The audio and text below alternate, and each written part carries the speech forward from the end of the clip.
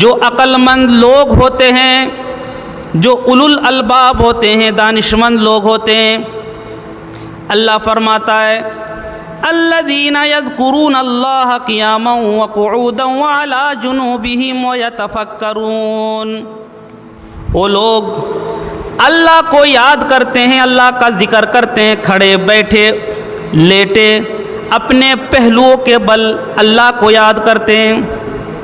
وَيَتَفَكَّرُونَ فِي خَلْقِ السَّمَاوَاتِ وَالْأَرْضِ رَبَّنَا مَا خَلَقْتَ هَذَا بَاطِلًا، وہ آسمان و زمین کی تخلیق میں، رات و دن کی گردش میں وہ غور فکر کرتے ہیں۔ کبھی کبھی کھلے آسمان کے نیچے وہ بیٹھ جاتے ہیں، بیٹھنے کے بعد وہ غور فکر کرتے ہیں، کبھی آسمان کی طرف دیکھتے ہیں، کبھی ستاروں کی طرف دیکھتے ہیں، کبھی چاند کی طرف دیکھتے ہیں، کبھی ہواؤں کی طرف اپنی نظر دوڑاتے ہیں، کبھی پیڑ پودوں کی طرف اپنی نظر دوڑاتے ہیں اور غور فکر کرتے ہیں، اور آخر میں اس نتیجے تک پہنچتے ہیں ربنا ما خلقت ھذا باطلا سبحانک فقنا عذاب النار، یا اللہ تیری ذات پاک ہے، یہ تمام چیزیں، یہ تمام تخلیقات تو نے بیکار پیدا نہیں کیا، سبحانک یا اللہ تیری ذات پاک ہے، فقنا عذاب النار، لہٰذا ہم کو جہنم کی آگ سے بچا لے۔ جو اولو الالباب عقل مند لوگ ہوتے ہیں، دانشمند لوگ ہوتے ہیں، وہ اللہ تبارک و تعالیٰ کی نشانیوں پر غور فکر کرتے ہیں، سوچتے ہیں کہ اللہ تبارک و تعالیٰ نے آسمان کیوں بنایا، زمین کیوں بنائی، اللہ تبارک و تعالیٰ نے یہ پیڑ پودے کیوں بنائے، بڑے بڑے پہاڑ کو اللہ تبارک و تعالیٰ نے زمین کے اوپر کیوں گاڑ دیا، یا آسمان کے ستارے، چاند، سورج، جتنی بھی اللہ تبارک و تعالیٰ کی مخلوقات ہے، ان مخلوقات پر ایک انسان اولو الالباب عقل مند غور فکر کرتا ہے، اور وہ سوچتا ہے کہ کہیں نہ کہیں اللہ تبارک و تعالیٰ نے جو ان چیزوں کو پیدا کیا ہے یہ ہمارے لیے بہتری ہے، یہ ہمارے لیے بھلائی ہے۔ میرے پیارے ساتھیوں، آخر میں وہ اللہ تبارک و تعالیٰ سے دعا کرتا ہے کہ الہ العالمین جہنم کی آگ سے ہماری حفاظت فرما، جہنم کی آگ سے ہم کو بچا لے۔ یہ کردار ہونا چاہیے مومن کا۔ میرے پیارے ساتھیوں، اللہ تبارک و تعالیٰ نے ہم کو پیدا فرمایا، پیدا فرمانے کے بعد نبی کریم صلی اللہ علیہ وسلم کو دنیا کے اندر مبعوث فرمایا۔ جو نبی کریم صلی اللہ علیہ وسلم تکلیفیں اٹھا کر کے، مصائب کو جھیل کر کے، وہ نبی کریم صلی اللہ علیہ وسلم نے ہمیں اللہ کا دین پہنچایا، اللہ کا میسج پہنچایا اور بتلا دیا کون سا راستہ صحیح ہے، کون سا راستہ غلط ہے۔ تمام چیزوں کے بارے میں جناب محمد رسول اللہ صلی اللہ علیہ وسلم نے ہم کو بتلا دیا۔ لہٰذا خطبہ مسنونہ کے بعد میں نے قرآن کریم سے ایک آیت پڑھی اور ایک حدیث پڑھی گئی آپ حضرات کے سامنے، جن کی روشنی میں چند باتیں عرض کروں گا انشاءاللہ۔ قرآن کریم کی آیت کیا ہے؟ اللہ تبارک و تعالی ارشاد فرماتا ہے یا ایھا الذین آمنوا اتقوا اللہ حق تقاتہ ولا تموتن الا وانتم مسلمون، یہ ایمان والو اللہ سے تم ڈرو جس طرح اللہ سے ڈرنے کا حق ہے، یعنی اللہ تبارک و تعالیٰ کو اپنا معبود مانو، اللہ کو اپنا کارساز مانو، اللہ تبارک و تعالیٰ کو اپنا رب مانو، اپنا خالق مانو، اپنا مالک مانو، واللہ جس نے تم کو پیدا کیا ہے، پیدا کرنے کے بعد تمام چیزوں سے تمہیں نوازا، اللہ تبارک و تعالیٰ نے تمام نعمتیں تمہیں عطا فرمائی ہیں، ان نعمتوں کو تم یاد کرو اور اللہ تبارک و تعالیٰ کی عبادت اور بندگی کرو، اللہ کے سوا کسی کے سامنے سر نہ جھکاؤ، اللہ کے سوا کسی سے نہ مانگو، اللہ کے ساتھ کسی کو شریک نہ کرو، اللہ تبارک و تعالیٰ سے ڈرو جس طرح اس سے ڈرنے کا حق ہے۔ اللہ ہمارا خالق ہے، مالک ہے، اس اعتبار سے اللہ کا لحاظ کرنا چاہیے اور اللہ کی بندگی کرنی چاہیے۔ وَلَا تَمُوتُنَّ إِلَّا وَأَنْتُمْ مُسْلِمُونَ، اور جب تمہاری موت آئے تو اس حال میں موت آئے کہ تم اپنے آپ کو مسلمان کہہ سکو، یعنی اسلام کے مطابق اپنی زندگی گزارو، اس زندگی کے مطابق تم اس دنیا سے رخصت ہو جاؤ۔ سارے کے سارے لوگ جب تمہارے پاس آئے، تمہارے جنازے میں شرکت کرے، نماز جنازہ پڑھے، تمہیں مٹی دینے کے لیے قبرستان آئے، تو سارے کی زبان میں یہی ہونا چاہیے کہ فلاں شخص بہت ہی اچھا انسان تھا، وہ چلا گیا، وہ مسلمان تھا، یعنی اپنے کردار کو، اپنے اخلاق کو اور اپنے اعمال کو اس طرح بنا لو کہ پوری دنیا کے لوگ تمہیں مسلمان کہے، یعنی مسلمان بن کر کے اس دنیا سے تم رخصت ہو جاؤ، تم چلے جاؤ۔ یہی اللہ تبارک و تعالی تم سے مطالبہ کر رہا ہے۔ اور جناب محمد الرسول اللہ صلی اللہ علیہ وسلم کی وہ حدیث کی طرف نگاہ دوڑاؤ، جب اللہ کے نبی صلی اللہ علیہ وسلم نے حضرت عمر فاروق رضی اللہ تعالی عنہ سے کہا تھا، یعنی وہ حدیث اللہ کے نبی نے بیان کی تھی۔ حضرت ثوبان رضی اللہ تعالی عنہ راوی حدیث ہے، وہ بیان فرماتے ہیں کہ جب یہ آیت نازل ہوئی الذین یکنزون الذهب والفضة، یعنی مال جمع کرنے کے تعلق سے، سونا اور چاندی کے جمع کرنے کے تعلق سے، تو حضرت عمر فاروق رضی اللہ تعالیٰ عنہ نے کہا کہ میں جناب محمد الرسول اللہ صلی اللہ علیہ وسلم کے پاس جا کر کے میں کہوں گا کہ اللہ کے نبی کیا مال میں جمع کر سکتا ہوں، کیا سونا جمع کر سکتا ہوں، کیا چاندی جمع کر سکتا ہوں، آپ اس تعلق سے کیا رائے دیتے ہیں، کیا فتویٰ دیتے ہیں؟ اللہ کے نبی صلی اللہ علیہ وسلم کے پاس حضرت عمر فاروق رضی اللہ تعالیٰ عنہ پہنچے اور ثوبان رضی اللہ تعالیٰ عنہ پیچھے پیچھے گئے۔ اللہ کے نبی صلی اللہ علیہ وسلم بیٹھے ہوئے ہیں۔ حضرت عمر فاروق رضی اللہ تعالیٰ عنہ نے کہا کہ اللہ کے نبی، دنیا میں بہت ساری چیزیں ہیں، مال ہے، دولت ہے، سونا ہے، چاندی ہے، کیا دنیا کی کون سی نعمت میں جمع کروں، اکٹھا کروں، آپ بتلا دیجئے۔ اس وقت جناب محمد الرسول اللہ صلی اللہ علیہ وسلم نے ایک بہت ہی بہترین حدیث بیان فرمائی، اور اس حدیث کے اندر جو بات کہی گئی اگر ہم اس کو مان لیں، اس پر عمل کرنا شروع کر دے، تو میں سمجھتا ہوں ہمارے معاشرے کے اندر جتنی برائیاں ہیں، ہمارے سماج کے اندر جتنی برائیاں ہیں، ہماری سوسائٹی کے اندر جتنی خرابیاں ہیں، جتنے گناہ ہیں، ان گناہوں سے ہم پاک صاف ہو سکتے ہیں، ان برائیوں کو ہم ختم کر سکتے ہیں۔ میرے پیارے ساتھیوں، اس حدیث کو صحیح طریقے سے سنو اور اس حدیث کو اپنی آنکھوں میں بٹھاؤ، اپنے دلوں میں لگاؤ، اپنے دلوں کے اندر اس کو پیوست کر لو، یہ تمہارے لیے بہتری ہے۔ اس وقت اللہ کے نبی صلی اللہ علیہ وسلم نے کہا، یہ عمر، اگر تم دنیا میں کچھ حاصل کرنا چاہتے ہو، دنیا کی چیزوں سے تم نفع اٹھانا چاہتے ہو، تو 3 چیزوں سے نفع اٹھاؤ، 3 چیزوں کو اختیار کر لو۔ پہلی چیز کیا ہے؟ فرمایا لیتخذ احدکم قلبا شاکرا ولسانا ذاکرا وزوجۃ صالحۃ تعینہ علی امر الاخرہ۔ اس حدیث کے اندر 3 چیزیں بیان ہوئی ہے۔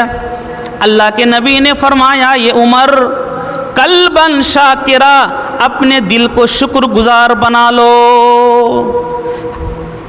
تمہارا جو دل ہے وہ ایسا ہونا چاہیے کہ اس دل سے اللہ تبارک و تعالیٰ کی تعریف نکلے، اللہ کی بڑائی بیان ہو، اللہ کی تعریف بیان ہو، اللہ کا تم شکریہ ادا کرو ہر حال میں۔ آپ کسی کو سلام کرتے ہیں، السلام علیکم ورحمۃ اللہ، وہ جواب دیتا ہے وعلیکم السلام ورحمۃ اللہ وبرکاتہ۔ آپ نے اس کو پوچھا آپ ٹھیک ٹھاک ہیں، آپ خیریت سے ہیں، آپ کی حال چال کیا ہے؟ اگر اس آدمی نے کہہ دیا الحمدللہ، اللہ کی تعریف ہے، گویا کہ اس آدمی نے اللہ تبارک و تعالیٰ کا شکریہ ادا کر لیا۔ یا پھر کسی نے آپ کو سلام کیا السلام علیکم ورحمۃ اللہ، اور آپ نے جواب دیا وعلیکم السلام ورحمۃ اللہ وبرکاتہ۔ اس آدمی نے آپ سے کہا کہ آپ کا حال کیا ہے، آپ ٹھیک ٹھاک ہیں یا نہیں ہیں؟ آپ نے کہا الحمدللہ، تو گویا کہ آپ نے اللہ کی تعریف کی، اللہ کا شکریہ ادا کر لیا۔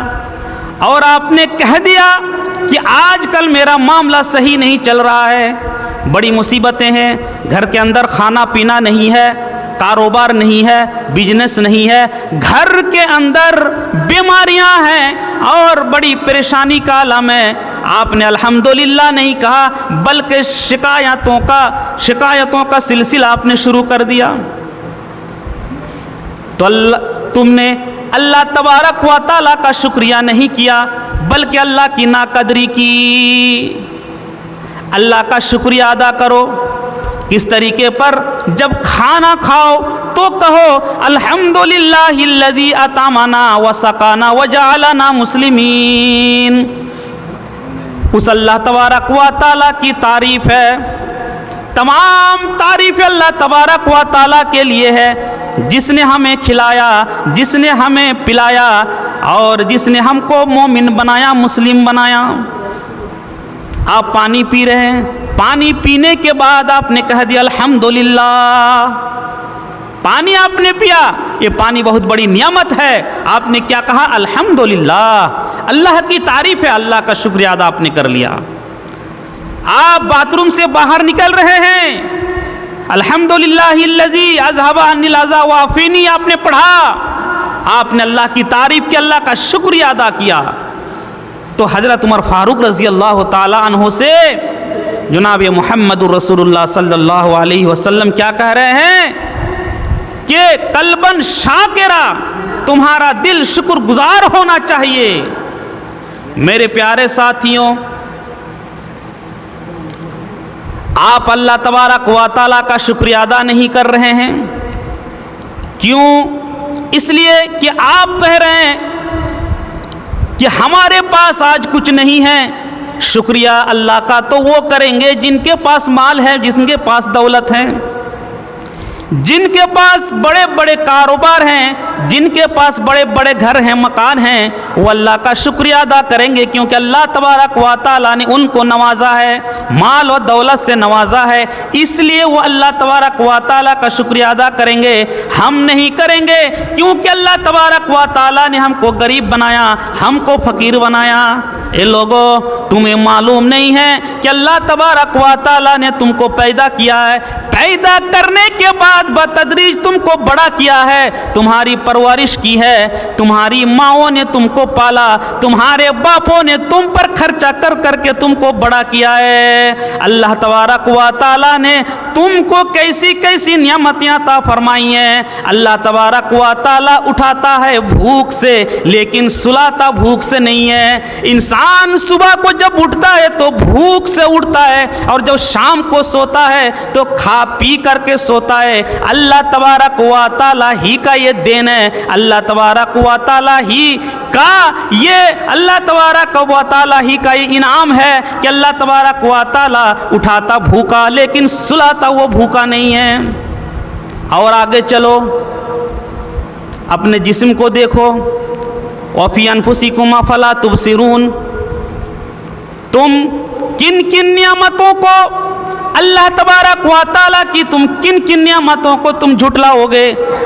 फबिअय्यि आलाइ रब्बिकुमा तुकज़्ज़िबान, अल्लाह तबारक व तआला की तुम किन किन नियामतों को झुटलाओगे।